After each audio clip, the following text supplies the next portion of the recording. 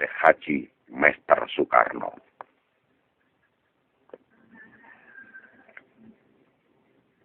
Amanat Syekh Haji Mester Soekarno.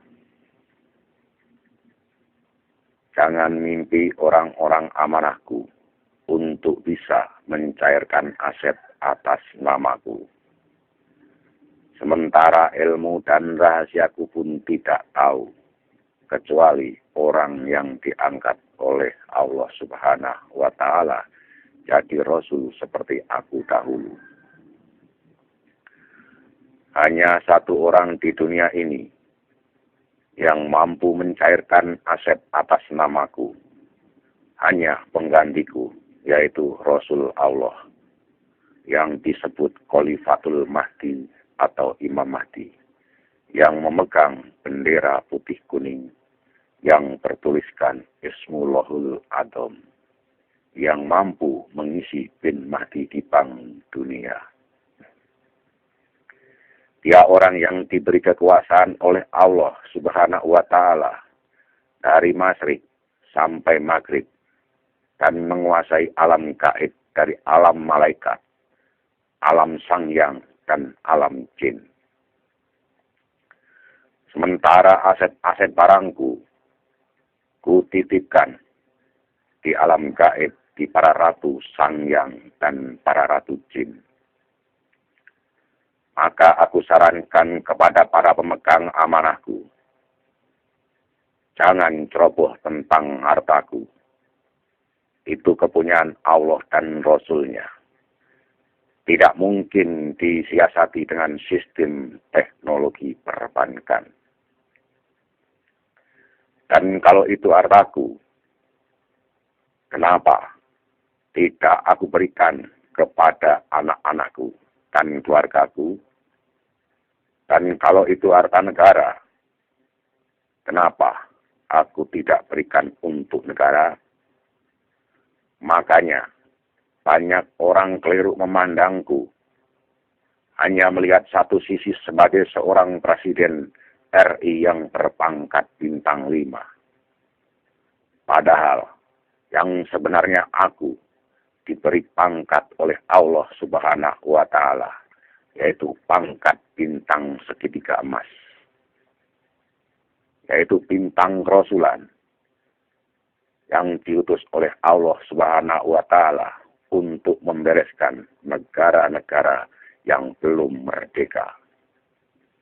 Dan sampai aku punya gelar dari PBB, yaitu Presiden Komisaris atau Presiden Sedunia, yang disebut Malikul Mulki. Tanda-tanda kemunculan penggantiku yang disebut Khalifatul Mahdi atau Imam Mahdi. Nabi Muhammad Rasulullah Sallallahu Alaihi Wasallam bersabda di dalam kitab Qurtubi, nanti di akhir zaman akan muncul ahli baiti, yaitu seorang laki-laki yang membawa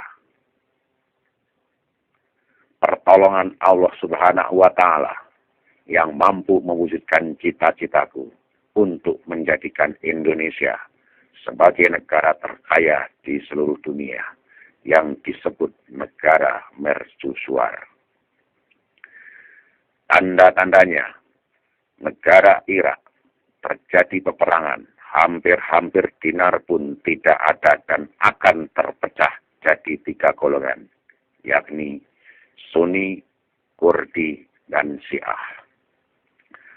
Bakal terjadi bencana yang membawa korban banyak, seperti tsunami.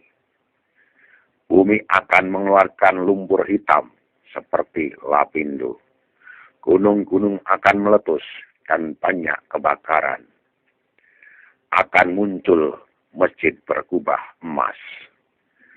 Akan terjadi kekisruhan para pejabat negara di setiap negara di seluruh dunia. Ciri terakhir, kalau mimbar Masjid Kubah Emas yang ada di Depok, Jawa Barat, Indonesia sudah dibuka, berarti harta atas namaku mulai dikeluarkan dari alam gaib Dan muncullah saat itu seorang pemimpin penegak keadilan dunia seperti aku dahulu. Itulah tanda-tanda kemunculan Khalifatul Mahdi atau Imam Mahdi.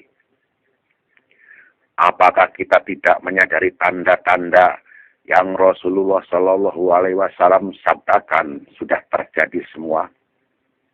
Berarti penggantiku sudah ada, tinggal menunggu waktu muncul ke permukaan negara, dan aku yakin bahwa penggantiku ada di daerah Jawa Barat, di daerah perbatasan Subang Kerawang, Jawa Barat, Indonesia.